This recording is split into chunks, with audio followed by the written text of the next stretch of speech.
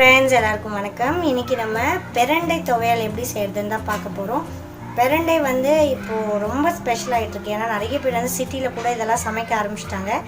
பெரண்டை நம்மளோட ஜாயின்ட்ஸ்க்கு ரொம்ப ரொம்ப நல்லது. பசி இல்லாத குழந்தைங்களுக்கு இந்த துவையல் நீங்க கொடுத்தீங்க அப்படின்னா நல்லா பசி எடுக்கும்னு சொல்லுவாங்க.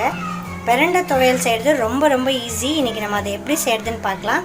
அதுக்கு முன்னாடி அதுக்கு தேவையான பொருட்கள் என்னென்னு பார்க்கலாம். பெரண்டை வந்து நம்ம ரொம்ப முத்துனது எடுக்கக்கூடாது. கொஞ்சம் பிஞ்சாக எடுத்து நம்ம அந்த நாரை வந்து உரிச்சிட்டு நம்ம வந்து வச்சுக்கலாம். இந்த மாதிரி நீங்கள் பெரண்டையில் சைடில் இருக்க நாரை உரிச்சிட்டிங்க அப்படின்னா இப்படி வரும். அந்த மாதிரி வைக்கலாம். ஸோ பெரண்டை எடுத்தாச்சு. ஒரு டேபிள் ஸ்பூன் அளவுக்கு உளுத்தம்பருப்பு எடுத்திருக்கேன். கொஞ்சமாக புளி, 3 காஞ்ச மிளகா, தேங்காய் துருவல். இப்போ இந்த பெரண்டை துவையல் எப்படி செய்கிறதுன்னு பார்க்கலாம். பேனில் நல்லா 1 ஸ்பூன்லேருந்து 2 ஸ்பூன் அளவுக்கு நல்லெண்ணெய் எடுத்துக்கலாம். பெரண்டை வந்து கொஞ்சம் எண்ணெயிலேயே நீங்கள் வதக்கினா தான் அந்த அரிப்பு வந்து உங்களுக்கு தெரியாது. எண்ணெய் காஞ்சோன்னா பேனில் இந்த பெரண்டையை போட்டுட்டு நல்லா கொஞ்சம் பிளாக் ஆகிற வரைக்கும் நம்ம வந்து இதை வதக்கணும்.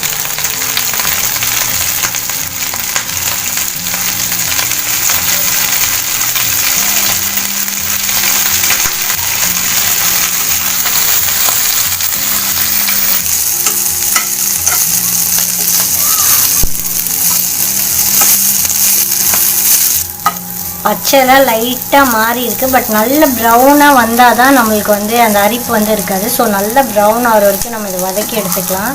பார்த்திங்கன்னா தெரியும், இங்கே இந்த பச்சை கலர் டோட்டலாகவே மாறி நல்ல ஒரு ப்ரௌன் கலர் வந்துடுச்சு. இந்த அளவுக்கு நம்ம வந்து வதக்கி எடுக்கணும். அதை வதக்கியாச்சு. இப்போ இதை எடுத்து நம்ம வேறு பாத்திரத்தில் மாற்றிட்டு மிச்சம் எல்லா பொருளையும் நம்ம வந்து வறுத்து எடுத்துக்கலாம்.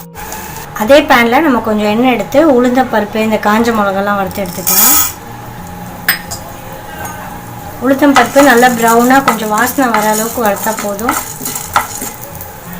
கூடவே காஞ்ச மிளகா. உங்களுக்கு இதுக்கு ரொம்ப காரம் தேவைப்படாது, அதனால் நாங்கள் இன்றைக்கி 2 தான் போட்டிருக்கோம். இதை நல்லா ஸ்பைஸியாக வேணும் அப்படின்றீங்க 3லேருந்து 4 மிளகா வரைக்கும் நீங்கள் வச்சுக்கலாம். இது நல்லா ப்ரௌன் ஆகிடுச்சு. ப்ரௌன் ஆனதுக்கப்புறம் நம்ம கொஞ்சமாக புளி சேர்த்துக்கலாம். ஒரு பெரிய நெல்லிக்காய் அளவுக்கு நான் இங்கே வந்து புளி சேர்த்துருக்கேன். புளி நீங்கள் கம்மியாக சேர்த்தாலோ இல்லை புளி சேர்க்க மறந்துட்டாலோ நாக்கெல்லாம் ரொம்ப அரிக்க ஆரம்பிச்சிடும். ஸோ மறந்துடாமல் புளியை வந்து சேர்த்துருங்க. அடுப்பை ஆஃப் பண்ணும்போது நீங்கள் தேங்காய் போட்ட உடனே வந்து நீங்கள் அடுப்பை ஆஃப் பண்ணிடலாம். ஏன்னா தேங்காய் ரொம்ப நேரம் வதங்கினா நல்லா இருக்காது. தேங்காய் போட்ட உடனே அடுப்பை ஆஃப் பண்ணிடலாம். தேங்காய் வந்து வதக்கிறது வந்து ஆப்ஷனல். நீங்கள் டைரெக்டாக மிக்சியில் போடும்போது கூட போட்டுக்கலாம். இல்லை வதக்கிட்டீங்க அப்படின்னா கொஞ்சம் நேரம் ஆனாலும் அது வந்து கெட்டு போகாமல் இருக்கும். அதுக்காக நம்ம லேசாக இந்த சூப்பில் ஒரு வதக்கிடுறோம். இது எல்லாத்தையும் சேர்த்து நம்ம லேசாக வதக்கிட்டு அவ்வளோதான். இதை ஆற வச்சு நம்ம அரைச்சி எடுத்துடலாம். நம்மளோட சூப்பரான பெரண்டை துவையல் வந்து ரெடி ஆகிடும்.